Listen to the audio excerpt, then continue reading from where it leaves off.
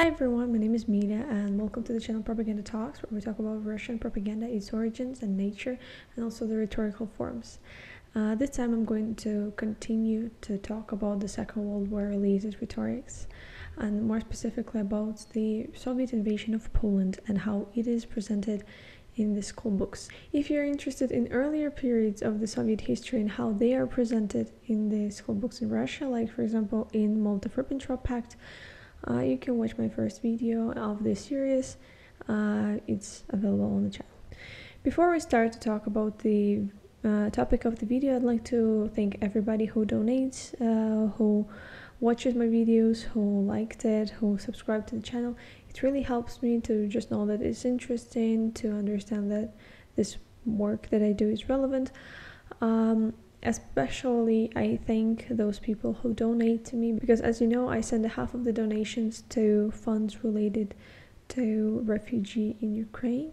So for example, last time I helped the organization called Helping to Leave, that helps people to leave the war zones of Ukraine, and it was very great that I could manage to send money to them, because after that, as you know, Kakhovka gas electric station was exploded, and unfortunately many people died, and this organization specifically was helping a lot to take them out from the flooded regions. So if you would like to donate to them directly, please do that. I would prefer if you do that than donating to me.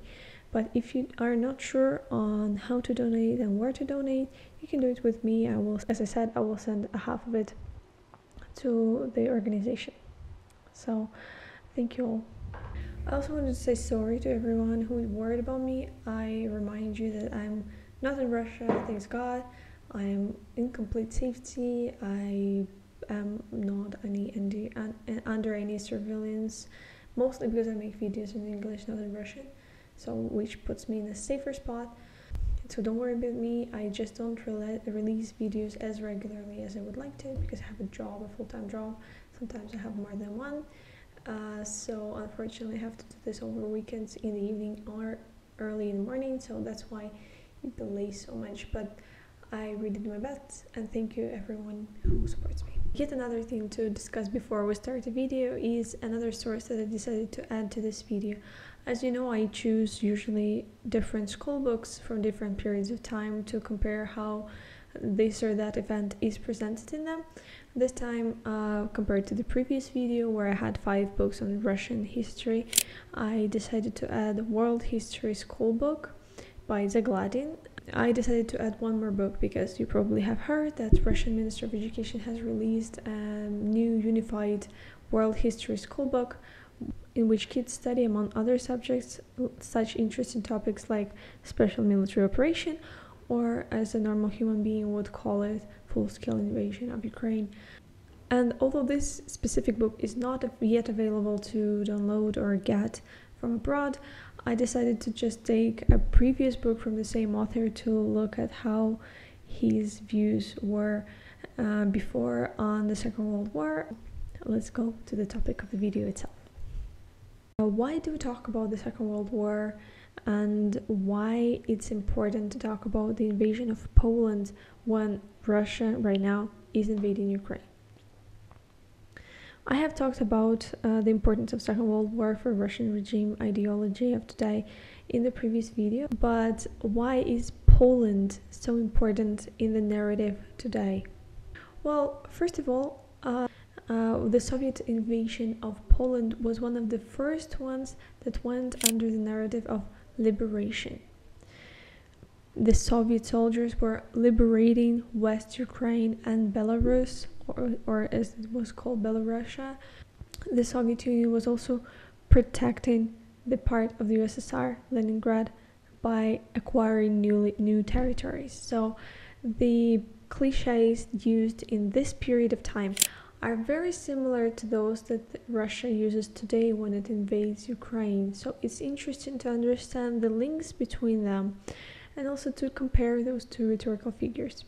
Another reason is that this invasion had very long-lasting effects on the relationship with Poland. If you look at the size of help from different countries, of course you will see richer countries on the top of the list. If you look at the ranking of bilateral aid to Ukraine in a percent of donor GDP, you will see that the countries that contribute more compared to what they have are those that are closely related to Ukraine and those that were invaded by the Soviet Union in the beginning of the Second World War. And there is a logic behind that, because they don't want to be, they know that when one country is invaded, like Georgia was invaded in 2008, then there will be another one, and of course they know that it might be that. So they're helping Ukraine, obviously.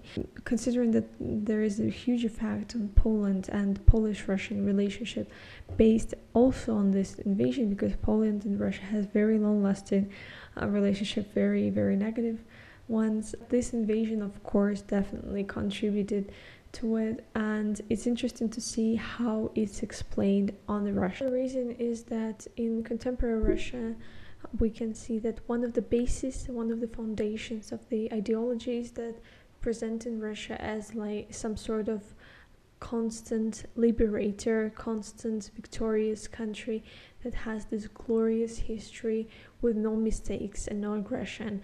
And to see moments when the Soviet Union, which is usually taken as a part of Russian history, was clearly one of the invaders, is an important moment to understand how Russia goes around those difficult moments and how it presents it, how it ignores it. For example, you can look at Peskov's, Russian spokesman, a reaction to the Polish initiative of Polish parliament on asking for the reparations due to the Soviet occupation. And there are many, many examples of how Russia literally negates it. So it's interesting to see how they form this idea of ideal Russia that never ever occupied any territory. So let's get started. First, I'm going to remind you about what happened, about the pact again. I will talk slightly, a few seconds, about the Molotov-Ribbentrop Pact.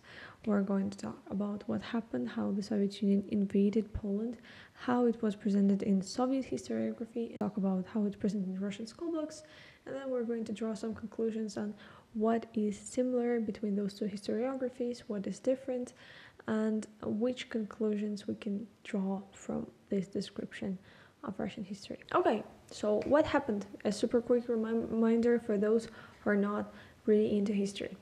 Again, in August 1939, the USSR and Germany signed the famous Molotov-Ribbentrop Pact that, according to its secret documents, divided Poland, Moldova, Finland, and Baltic countries between Germany and the USSR. You can watch how it was presented again in the previous video. But already on the 1st of September, Nazi Germany started the invasion of Poland. And by already 8th of September, the invasion was very quick, and by already 8th of September, Germany had already reached Warsaw. The Soviet Union joined the invasion a little bit later, only on 17th of September. Why? Because the country needed to solve the conflicts in the east. It was already fighting with Japan. So the Soviet army started the invasion 17th of September. By 28th of September, USSR and Germany already invaded and destroyed Poland as a country and signed a boundary and friendship treaty that officially wiped out Poland from the map. Of course, even at the time, working together with Nazi Germany was a very hard topic to present it. So how was it presented in the USSR at the time? So, as you probably remember, Soviet historians and politicians denied the very existence of the secret protocol of Molotov-Ribbentrop Pact. So referring to it was not an option. So they had to justify their actions somehow different. And of course, before the invasion, there was already prepared an official reasoning for the invasion, because they also had to explain it to the soldiers somehow, and also to relatives of the soldier and so on, to the whole country and to the world, on why the Soviet Union is doing that. So what did they say when they started the invasion? One of the first documents that we have right now, the earliest documents released on this matter, was the telegram from German ambassador in the USSR, Schulenburg, to the Minister of Foreign Affairs of Nazi Germany. There he wrote the following reasons that he got from Molotov 2 days before the invasion. Reason number 1. Polish government doesn't exist anymore because it was invaded by Nazi Germany, so the Soviet Union doesn't have any agreements with them. So right now, by that time, the Soviet Union stated that its release from any agreements, which included the one that prohibited the Soviet Union to invade Poland and actually supposed that the Soviet Union would protect Poland.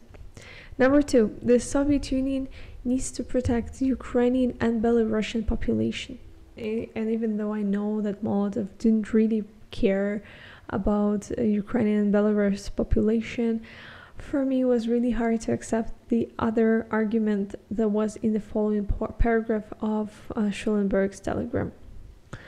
The quote, Molotov agreed that the second reason might be offensive to the feelings of the German nation, but the Soviet Union couldn't find any other reason because until now the Soviets didn't worry about their minorities in Poland and had to justify its presence interference. For me it was really hard to accept because it sounds really cynical. I don't know if it's the same for you. I even had to stop and close my computer, which contributed to me making this video so long. On the next day, Molotov already proclaimed the bankruptcy of the Polish government and voiced the two reasons, the reasons we have already said, but on the radio to the Soviet nation. So during the time, it was presented as a liberating mission. The soldiers were also told that they need to liberate the country, they need to protect the minorities. And also the Soviet government said that they have no responsibilities towards the Polish government because Polish government left the country and ceased to exist. So how was it presented in the Soviet historiography? And obviously the Soviet historiography, because again, it denied the existence of the secret protocol, it used the official reasons, adding the information Ukrainians and Belarusians happily greeting the Red Army. The Soviet operation in Poland was, because it was called operation, of course, also it was never called invasion. It was always called the reunion of Western Ukraine and Western Belarusia with the USSR. To stress the reuniting aspect, they were also stressing that there was little resistance to it and in most of the eastern Poland territory. For example, to quote History of Diplomacy by Pankatova. During the 12 days of the liberation campaign, the Red Army passed through 350 kilometers to the west and liberated the whole territory of Western Ukraine and Belarusia. The soldiers of the Red Army have encountered enthusiastic reception of the population threatened by the fascist enslavement. And on the next page, the German government had to agree with the Soviet liberation campaign by signing the new treaty on the border and friendship. So they didn't just show that the Soviet Union was liberating people, it also showed how they insisted on the new border and that they were so strong that even Germany had to stop and had to agree with that. It was also this, enforcement of the power of the Soviet Union even against such a powerful enemy as Germany. Another common argument in the Soviet historiography is the strategic importance of the lands. I talked about this again in the previous video. In the Soviet historiography, historians also stressed that the strategic importance of obtaining the Polish territories to move the border to the west, which would give more distance between the Nazi Germany and basically Moscow, not the Soviet Union, and with the core part of the Soviet Union to have more distance, to have more resistance, and to be more protected. We discussed the ethics of it in the previous video if you're interested. But anyway, while getting ready for this video, I realized that even though there are documents that prove that the Soviet Union government didn't really care so much for Polish minorities, like this telegram from Schulenberg to the Minister of Foreign Affairs, I realized that the arguments used by the Soviet historians and by the Soviet politicians were quite persuasive, so I decided to take some time and answer some questions and explain why those arguments are not that correct. So I made 3 questions which I think will resolve the situation. Number 1, why could the Soviet army go through Poland that quickly? Was there any resistance? Number 2, did people really greet the Soviet army? Were they suffering under the Polish government? And number 3, was the USSR really working together with Germany to get the territories, not against it? So let's go through each of them and discuss. So number 1, why could the Soviet army go through Poland that quickly, and was there any resistance? So an obvious answer to that, there are many, but number 1 is obviously the fact that by the time when the Soviet Union started the invasion of Poland, Poland itself was already being invaded by Germany. Most of the forces of Poland were on the western border when it was trying to protect itself from Germany. Because you have to remember that nobody knew about the secret protocol of Molotov-Ribbentrop Pact, so Poland probably just didn't expect the invasion. And there were not so many forces on the east where the Soviet Union started to attack. You have to remember that nobody at the time, except for Soviet side and German side, knew about the secret protocol of Molotov-Ribbentrop Pact, so Polish government just didn't expect the Soviet Union to make the invasion and that it would happen that quickly and at the same time as German invasion, because without the previous division of the territory, it could mean the clash between the USSR and Germany.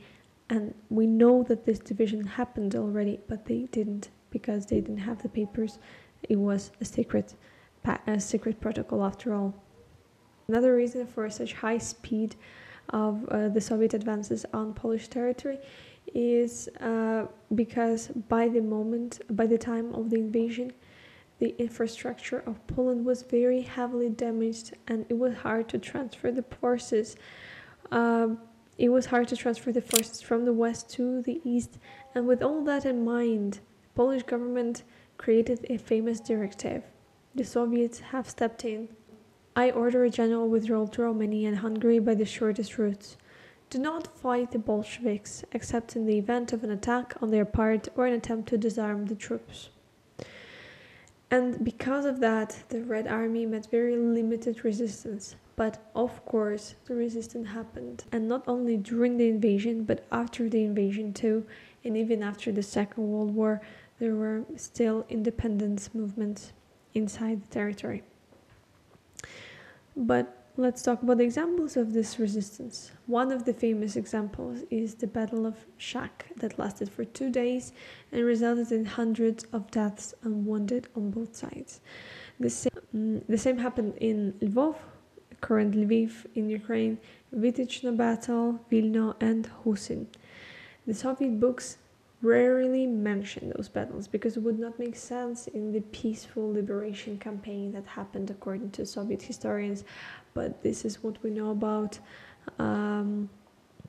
there. And this is only on, and there are also of course the very sad moments of Grodno resistance where many civilians were killed. So resistance really happened, and we know that Soviet historians just try to diminish its importance and just try to reduce its volume. The second question, did people really greet the Soviet army? Were they suffering under the Polish government? According to the Soviet sources, there were many people greeting the Red Army, and in different villages they were creating events and handing flowers and so on. But unfortunately, it's really hard to check this information. Based on a variety of sources, we can see that some cases really happened. Poland had a diverse population with diverse views, and it also had a communist party, and the members of it definitely organized the events to greet people. But as I said, the Eastern Polish society was diverse ethnically, economically, and in the range of their political views. So obviously the proportion of Poles who were greeting the Soviets was way smaller than from other ethnic groups. So while in current Western Belarus, according to 38% of the population was Polish, according to professor and politician Marek Wierzbicki. But even inside certain nationalities, the political beliefs would differ. For example, Belarus and Ukrainian intelligentsia was opposed to the Soviet government because they already knew about Holodomor, they already knew about the collectivization and repression, and they didn't want to face them, so they were against that.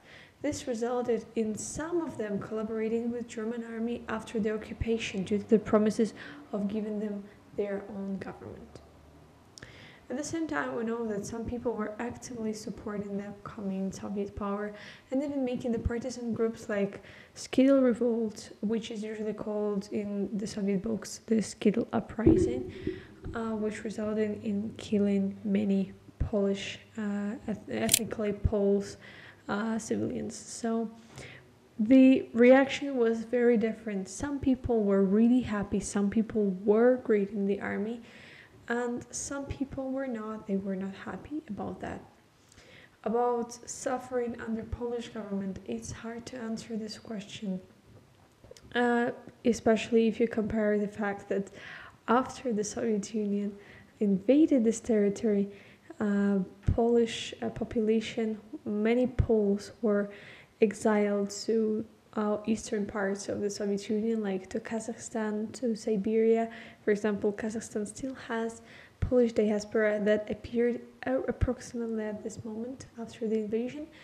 They also had to go through this period, the process that had already passed by that moment, like collectivization and also the repression of gulags. All this they had to go through in a few years, so there were many people arrested. People had to face repressions, so it's hard to say where they suffered more. We can see that some people in ethnically Ukrainians and ethnically Belarusians, they were suffering under the regime because they wanted to be independent and they wanted to have their own republic. But it's really hard to compare where they suffer under the Polish government more than under the Soviet one. Number 3, was the USSR really working together with Nazi Germany to get the territories, not against it? I believe it would be wrong to assume that the USSR worked for the well-being of Reich. The relationship were very complex. The Soviet government was clearly aware of the possibility of the war and was getting ready to it, so it was definitely just trying to use the situation and all the agreements to its own profit. And by profit, I mean, of course, retrieving the territories that they counted as theirs and try to add the protection zone to distance the center, Moscow, from the possible attack. It was not, of course, the liberation or whatever word was used to cover what they wanted to do. But to achieve this profit, the USSR was not ashamed to work together with Germany. And we can say that they worked together because, first, of the post-invasion negotiations on the territory division, because they adjusted slightly the line of the division, and they had to sign a new pact, as I mentioned. And also they joined parade in Brest, current Belarus, before Eastern Poland. So we can't say that the USSR was against Nazi Germany until 1941, and that's why they're joined. But we can't say they were together. They were working together on specific parts of. They were doing some actions together, like getting the territories, dividing Eastern Europe. But they were definitely not against each other until Germany attacked the Soviet Union, and that's why, because of the complexity of their relationship, they are usually not called a union. They were never formed a union for real.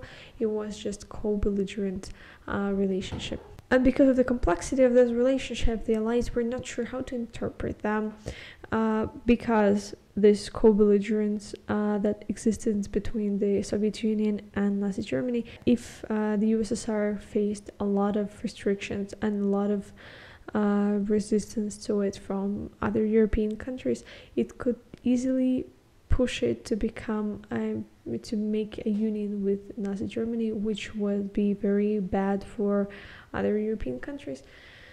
So that's why this is one of the reasons why the Soviet invasion was never considered an invasion. by Western countries. As to other arguments from the Soviet Union, like very popular arguments that the Polish government didn't exist by the time, and the Soviet Union didn't count it as a government, I think this is way too formal to even consider as an argument, because later on during the course of the Second World War, the Soviet government didn't just accept the idea that Polish government exists. It signed the not that famous Sikorsky-Maysky agreement in 1941 and started to work together with the Polish government. So it didn't really think that it didn't exist. It was aware that it existed, and it existed. It was Polish government in exile. Just like in Czech Republic before that, there was Czech government in exile. So those are my answers to the Soviet arguments. So okay, we realized how it was talked about in the Soviet Union by Soviet historians, but how is it presented in the current Russian school books? How do Russians learn about this? In the books that I have chosen from different periods of time, it's interesting how consistent it is. The talk about the Soviet invasion of Poland is never talked as invasion itself. They never use, for example, a word invaded or attacked. In all of the books, Germany invades or attacks Poland, while the Soviet Union simply crosses the border. This is such a popular cliche nowadays that even the representative of Russian opposition, Maxim Katz, also used it in his own video when he was talking about the Soviet invasion of Poland. Although the video itself was against the current ideas and the Soviet historiography, he still uses the same cliche because it is so normal. It took me really some mental work not to use it myself. That the Soviet Union didn't just cross the border, it really attacked. Although I know it happened, it's hard not to use this specific phrase when you talk, because this is such a standard nowadays in Russia. So basically I have already showed you that this period of the Second World War is not taken as something very big and important in Russian school books. Usually all of the books except for Medinsky one, which I will talk about separately, all of the books from today Russia, from all of the periods since the 90s till today, they all have just one single paragraph on the Soviet invasion of Poland. They just say that they crossed the border and went and took the territories, and literally that's it. There are like 4 sentences on the matter and they don't discuss it further, so kids don't have a chance to learn anything except for the day of the invasion and how important it was to obtain the new territories to protect the Soviet Union from Nazi Germany. Interestingly enough, in the newest book that we have right now from ex-Minister of Culture Vladimir Medinsky, there is a separate chapter on this matter, on this topic, and it's called The Affiliation of Western Belarusia and Ukraine. And even from the title of the chapter, you can see that it's not taken as an invasion, it's taken as a reunion of the nations. There, the authors proceed to bring the Soviet arguments. The book is the only one that gives us so much space in it. It even states that the official reason was to liberate, but they never state the real reason behind it. They never concentrate so much on that. Although the book itself states that the Soviet Union was very nice and белый пушистый, as I would say in Russian, white and fluffy, it's the only one that talks about the repression of Polish population and cutting tragedy. You probably know that after the Soviet Union invaded Poland, hundreds, thousands of people were arrested. But according to this book, they arrested 240,000 people, but let most of them go home. But a part of them, officers, policemen, and state workers, were shot near Katyn and other places. what's the part of them. And again, it's interesting that they don't mention that. Again, they don't give any evaluation of the events. They don't give the exact number of how many people died there, how many people were shot. We just know that a part of them, not a very big one apparently, we know, but what exactly happened in Katyn and so-called other places, and why, again, this is so important. When we talk about the Soviet invasion of Poland, we don't know how many people died during the invasion.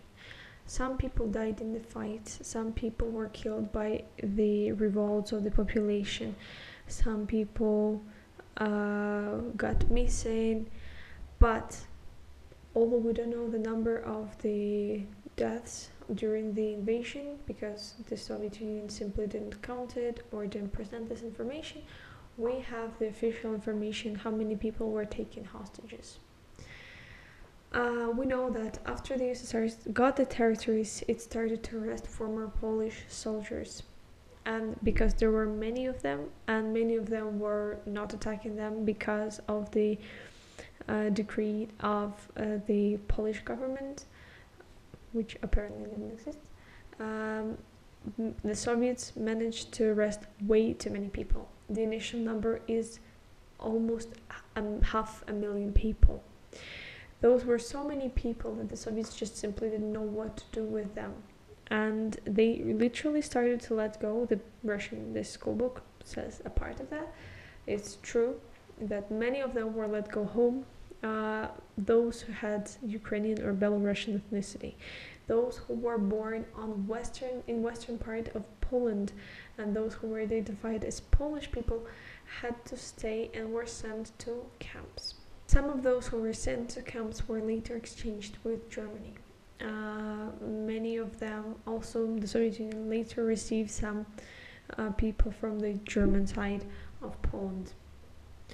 Around 41,000 people stayed in labor camps in 1939, and they were divided by their professions. Like officers, for example, were in Starobelsk and Kozelsk, and ex-prison guardians were in Ostashkova. So, depending on Polish society, you would end up in different labor camps. Based on the documents of the most well-researched case of killing of Polish soldiers, we know that almost 22,000 of people were shot down in Katyn in 1940. The information of this was, of course, hidden. The Soviet Union didn't accept it. It was just hiding the information from Polish officials. Even in 1941, when the government of Poland started to talk with the Soviet Union and started to work together, they said that many of Polish soldiers and officers were taken by the Soviet Union, and they said, oh well, can we take them back? And Stalin said no, because many of them ran away to China. Then there was another one that claimed that no, because we made Beria, for example, when he was talking with Polish officers that they after all selected to fight on the Soviet side, when they said, well, you have great number of the Polish soldiers, can we use them to protect the country, to protect Poland after all? And he said no, because we made a great mistake, we exchanged them with Germans. So they were hiding this information, and the information about Katyn specifically became public during the invasion of the Nazi Germany to the Soviet Union, when they got this territory and they found this mass grave of 22,000 people, and they released the information. They published the diaries of some of the soldiers that they found, and of course it was horrible for the Soviet reputation, but Katyn was just one of the biggest cases of killing of Polish people. So talking about repressions, which are presented quite lightly in this book, because many people were let home and just a part of them was killed, as if nothing mattered. We also know, as I mentioned, that many people were repressed, and also inside the Soviet Union from 1930s already the Polish ethnically Polish population was started to be arrested. For example, even my grandmother, who was born in 1930, remembered that one of her neighbors, the whole family was arrested because the wife was half Polish. It was in 1930s, in around 1937, with the biggest wave of repressions that happened in the Soviet Union, the history of the Soviet Union. But we know, we don't have to rely on her memories. Of course, we know that there are many repressions based on nationalities: Polish, Jewish people, people of Caucasus region. All of them were victims, and Polish people with Polish roots were probably around 40% of those nationality-based repressions, according to the researcher Bartoshchev. Katyn stays as one of the pain points and the crucial points of the Soviet history in international relations of Russia. For example, in 2010, Putin visited Katyn, where he accepted the guilt of totalitarian government as he's had, but he also claimed that this was not the fault of the Russian nation. He stated this is important to remember in those events, and he promised that he would take care that Russia would remember about this huge tragedy.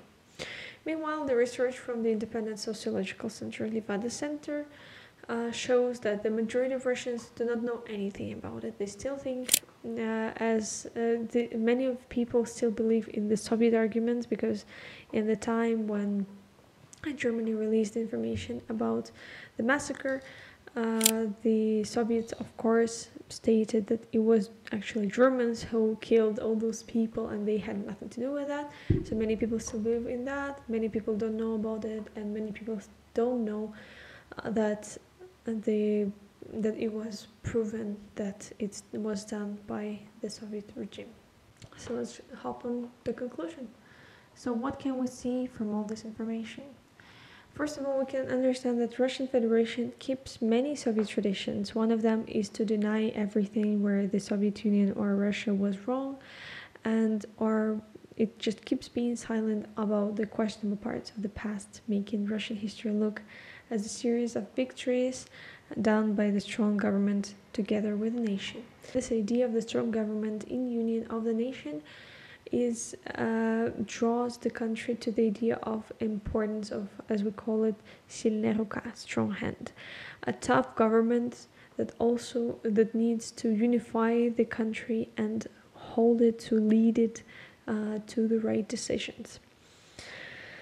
The second conclusion that we can have is the narrative and the cliches don't change inside Russia.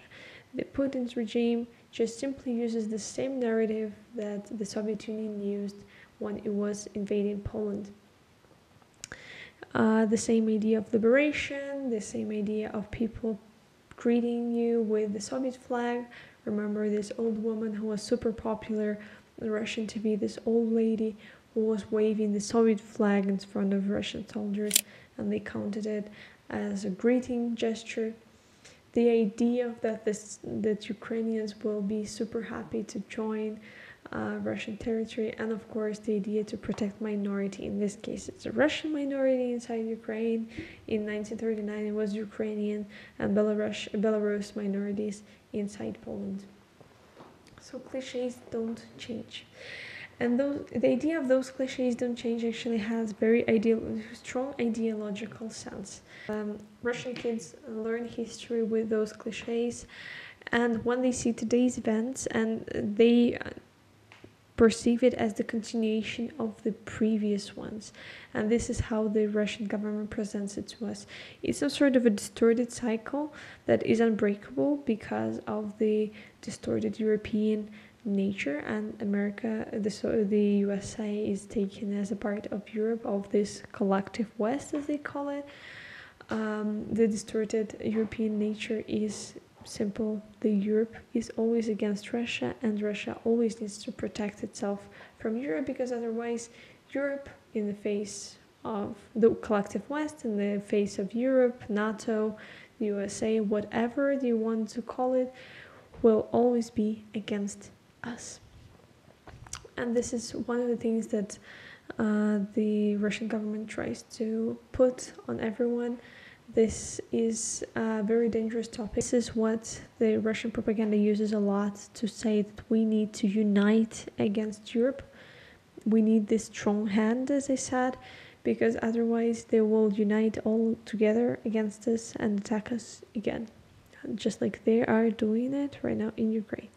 This is a very interesting thing. I hope I managed to show the similarities. I hope you noticed the similarities between the cliches that they used: the liberation war, the inexistence of the government, because Russia, right after the invasion, started to say that the government in Ukraine does not exist, that it's not legitimate, although at first, of course, Russia accepted it. We can see that the cliches don't change, they simply don't have enough imagination to create something new.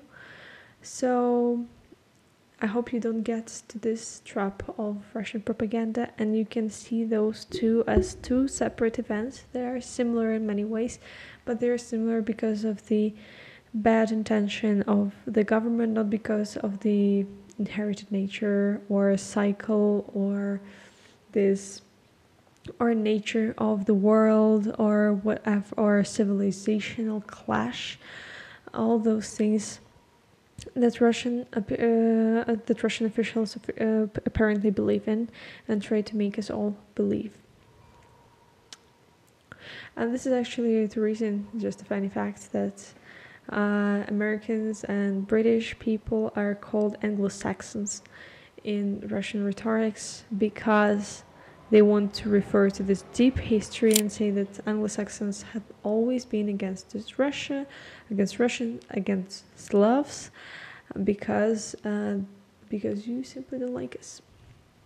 So please don't fall into this trap. Tell me what you think about my recap of the events, and see you in the next video. Again, I'm really sorry that I don't make them as regularly as I wish, but I'm doing my best, and I hope if you like this video, please don't hesitate to put the like. It really supports me. And also don't forget to subscribe to me if you haven't. It also makes me feel very nice. It helps me to support the channel and promote the video and show other people those traps and the vision of the Russia that it tries to promote to other people. Thank you a lot, and see you in the next time. Bye bye.